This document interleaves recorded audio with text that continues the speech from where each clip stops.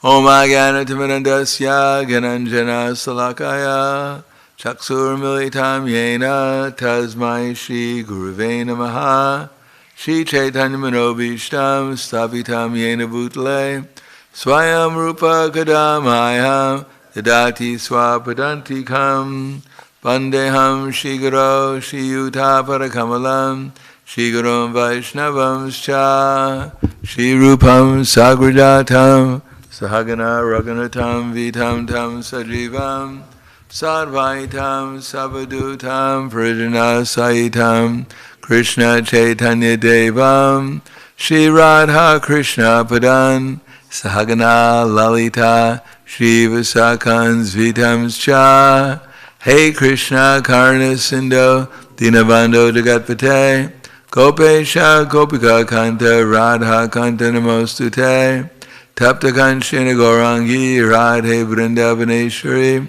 Vrishuvana Sudha Devi Pranamami Hari Priye Vanchakapa Dhruvyascha Kripa Sindhu Vyevacha Patitanam Bhavanevyo Vaishnavevyo Namo Namaha Shri Krishna Chaitanya Pranitinanda Shri Advaita Gadadhar Shivasadi Gaura Bhaktivinoda Hare Krishna, Krishna Krishna, Hare Hare, Hare Rama, Rama Rama, Hare Hare. Om Namo Bhagavate Vasudevaya. Om Namo Bhagavate Vasudevaya. Om Namo Bhagavate Vasudevaya. Srimad-bhagavatam, Canto 10, Chapter 10, Deliverance of the Yamala Arjuna Trees, text number 34. Yasyavatara gyayante shartresh vasharirinaha tastair Atoyati Shayar Viryar Dehish Vasangatai Yasyavatara Gyayante Shariresh Vasharinaha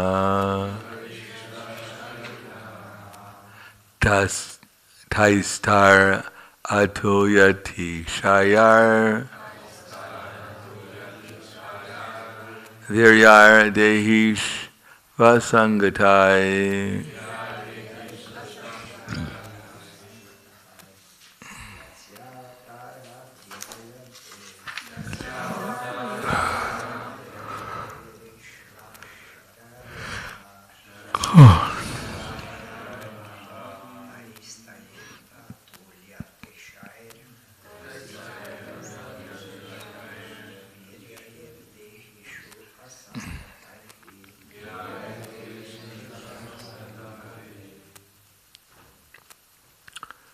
Ladies,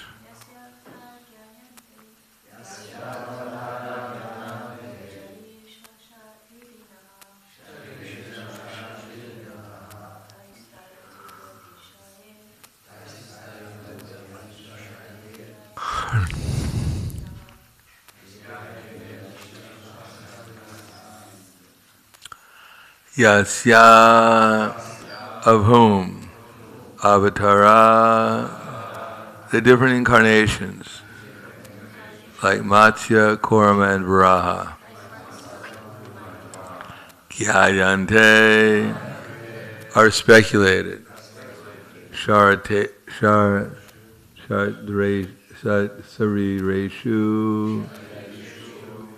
in different bodies, differently visible. Asharirina, they're not ordinary material bodies, but are all transcendental. Tai, by such bodily activities. Atulya, incomparable. Atishayai, unlimited. viryai, by strength and power, deheshu, by those who actually have material bodies, asangatai, but such which activities enacted in different incarnations are impossible to be performed.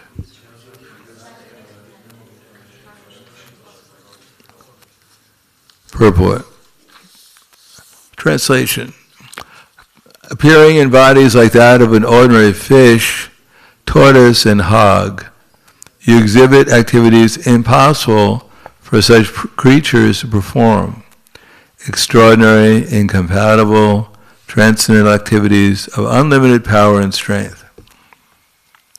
These bodies are yours. Therefore, they are not made of material elements, but are the incarnations of your Supreme Personality. You are the same Supreme Personality of Godhead who have now appeared with full potency.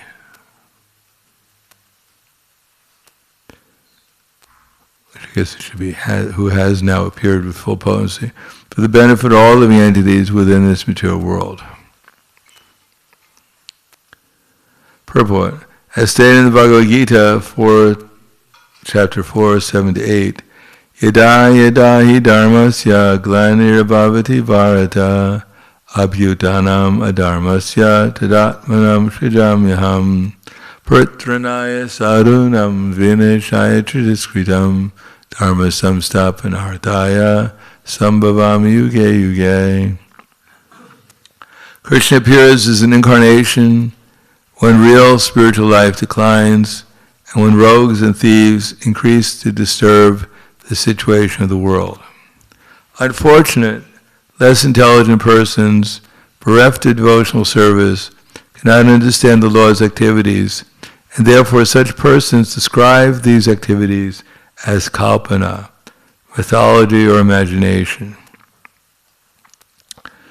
Because they are rascals and the lowest of men, namam diskritina muda prapadyante niradama, such men cannot understand that the events described by Vyasadeva in the Puranas and other Shastras are not fictitious or imaginary, but factual. Krishna in his full, unlimited potency, here shows that he is the Supreme Personality of Godhead. For although the two trees were so large and sturdy that even many elephants could not move them, Krishna as a child exhibited such extraordinary strength when they fell down with a great sound. From the very beginning, by killing Putana, Shakatasura, and Trinavartasura, by causing the trees to fall, and by showing the entire universe within his mouth, Krishna proved that he is the Supreme Personality of Godhead. The lowest among men, mudhas, because of sinful activities, cannot understand this, but devotees can accept it without a doubt. Thus, the position of a devotee is different from that of a non-devotee. Going to bodies, appearing in bodies like those of the ordinary fish, tortoise, and hog, you exhibit activities impossible for such creatures to perform. Extraordinary, incompatible, trance activities of unlimited power and strength. These bodies of yours, therefore, are not made of material elements, but are incarnations of your Supreme Personality. You are the same Supreme Personality of Godhead who has now appeared with full potency, for the benefit of all living entities within this material world.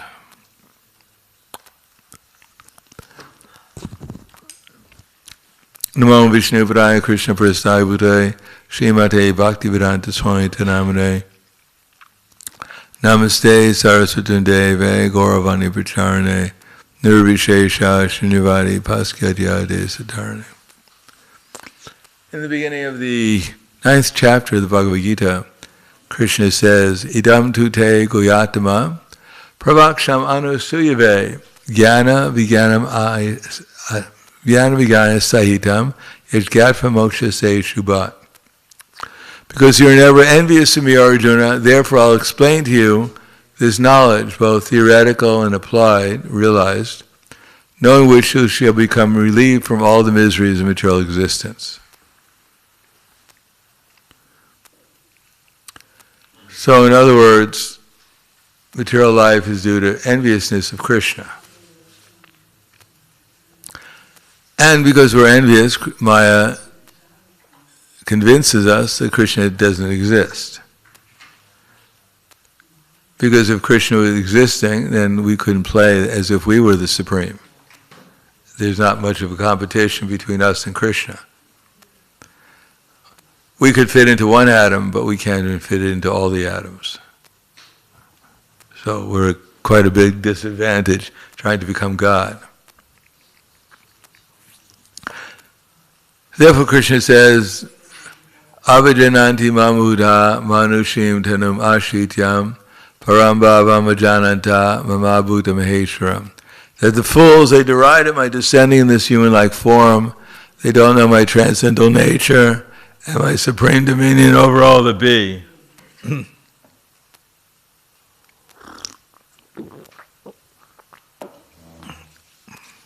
In other words, those who don't know that Krishna is the Supreme Personality of Godhead, or those who even believe, who know that Krishna existed but don't believe that he was the Supreme, that Krishna says they're mudhas, they're fools.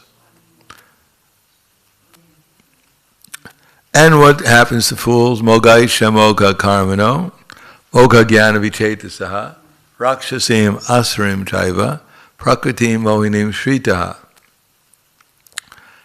Their karma, their activities, the results of activities, mogaisha, moga karma, moga jnana, their cultivation of knowledge, moga jnana vichetasaha, and the hopes for liberation are all defeated.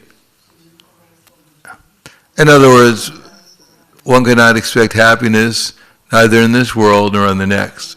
Agyas chasridanas cha samshayatma vinashiti nanyam lokastinaparo nasukam samshayatmanha.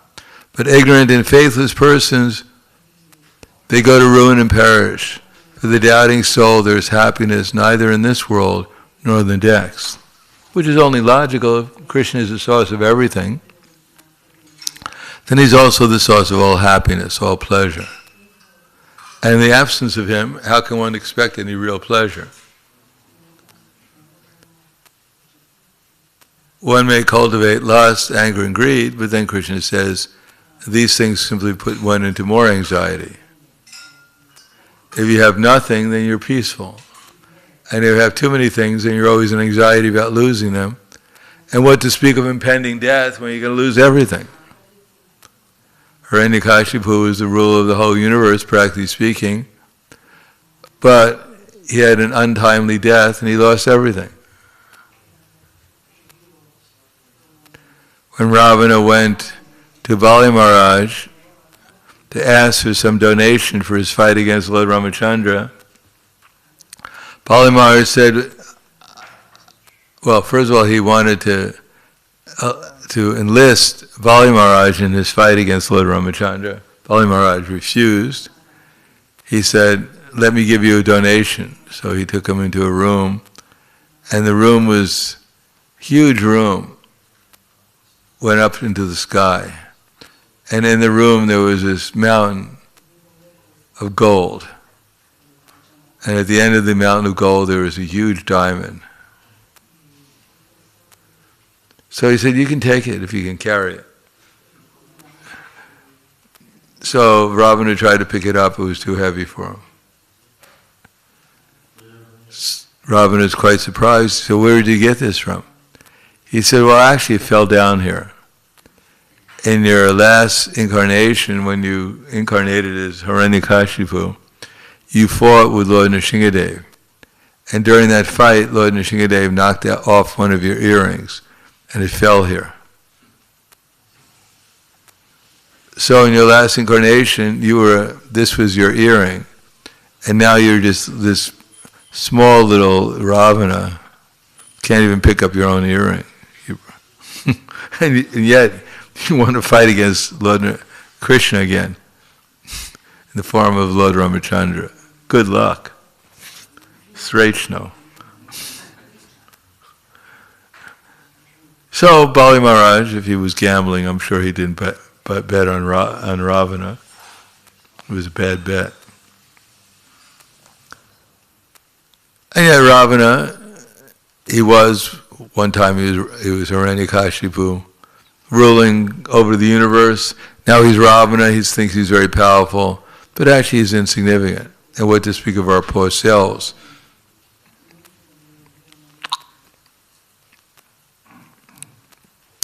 Therefore, if one doesn't accept Krishna and follow his instructions, then he's doomed to failure in whatever he's doing. No matter how hard and sincere he tries, even in the minds of others he may be successful, but ultimately he's a failure.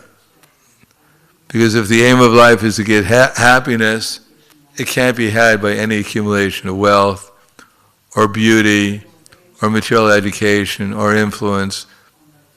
Hiranyakashipu was the ruler of the whole universe, and yet he was always taking intoxicating liquor because he was always in anxiety. Always yelling at his servants, tried to kill his own child. It was always miserable life. Even as ruler of the universe, he could only eat 3 chapatis a day. Didn't get any extra chapatis.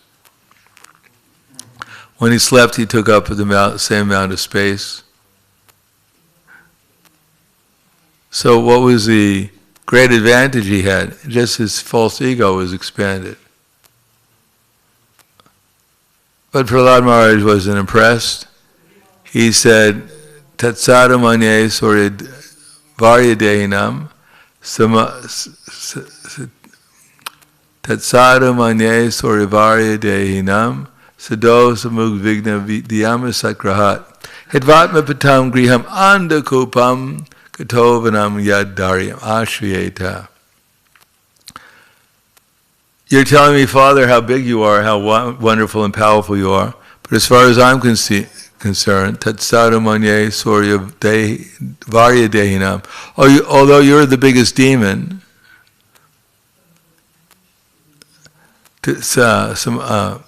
Tatsada manye surya varya dehinam sada sumudvigna dhyama satgraha. But I see you're always in anxiety.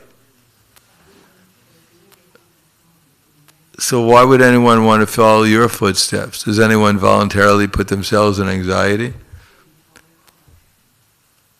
You're thinking you're such a big, successful person, but what have you succeeded except putting yourself in more anxiety?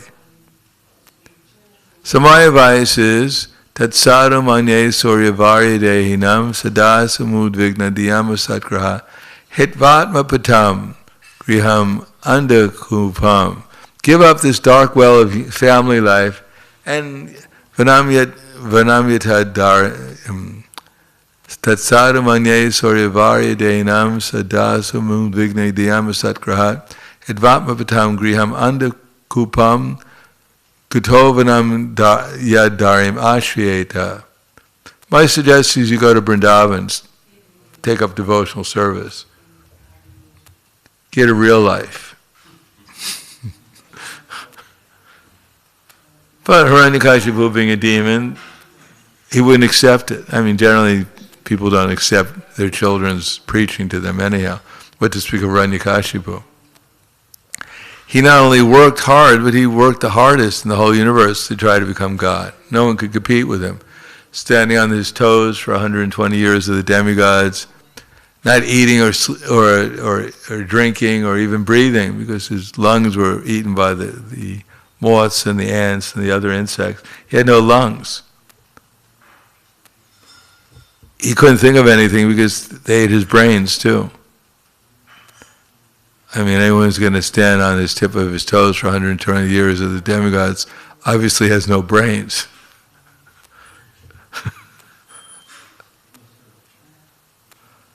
Yes, they were eaten by the ants.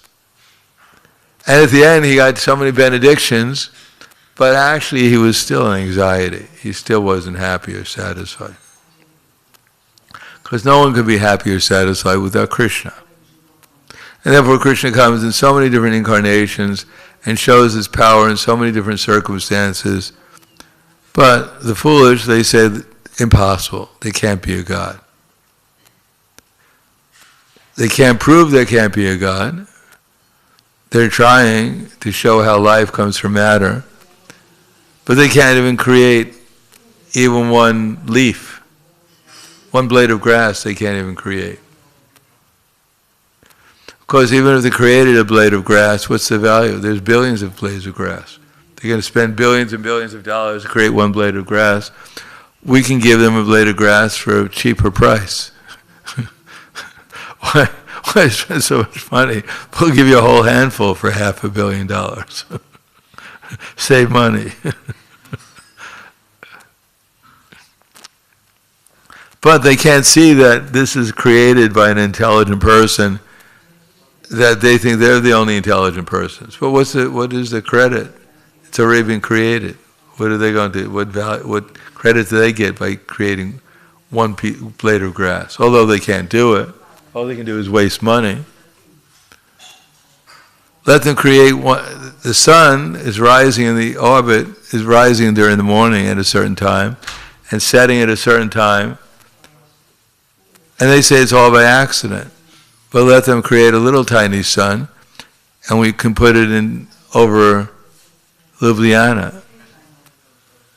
And therefore it'll be much warmer to distribute books during the winter. You won't have to get cold. You just have your own little, or you can get your own personal little sun. You can take it with you. And it just, in the morning it rises and it goes with your own book distribution, stays with the whole day. And then at night it goes to sleep. But no, the scientists can't do that. All they can do is talk about how everything came out of nothing. So it's all meant for foolish people to accept. And yet the real thing is that whatever intelligence they have, they can apply and create a little tiny satellite. And yet the big satellites orbiting the universe, they think is just by chance.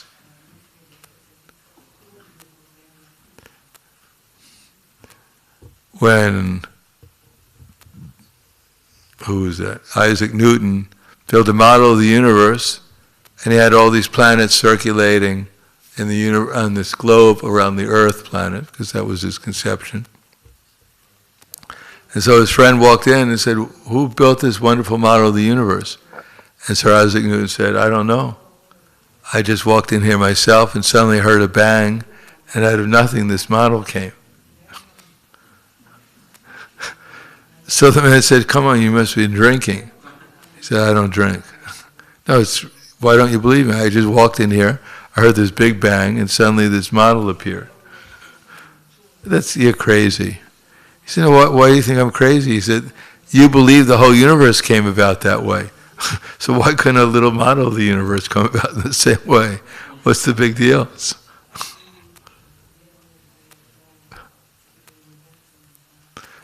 So in other words, people have no experience of things happening by accident, except for accidents, but they're not accidents. If there was a big accident on the street, two cars collided with each other, the police came and asked what happened. They said, "Don't worry about it, it's an accident, there's no cause for it." There's no way of figuring out how it became. It was just an accident. No accidents don't happen by accident. There's no accident that happened by accident. So similarly, one should have some faith in Krishna, and then one's life will actually have some meaning. Otherwise, to work hard in the material world, even the existentialists, they think, what a waste of time. Kamu and Satra.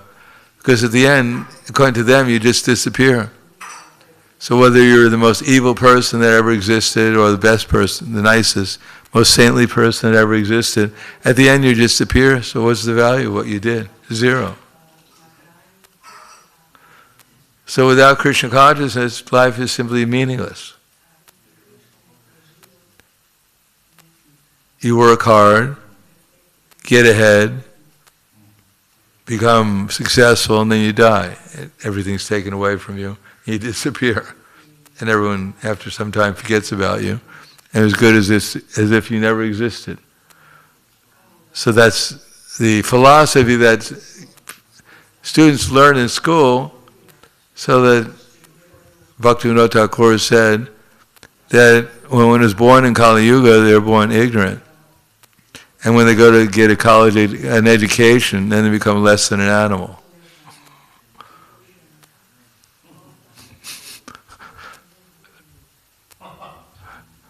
So that's so-called knowledge. So I'll stop there. Thank you. Any questions?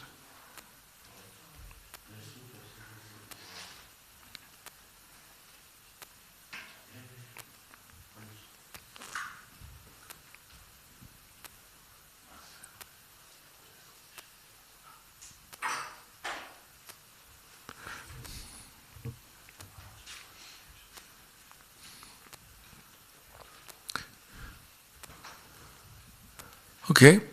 Khala, Grantaraj, srimad-bhagavatam ki jai, Srila Prabhupada ki jai, Gaur Premanande.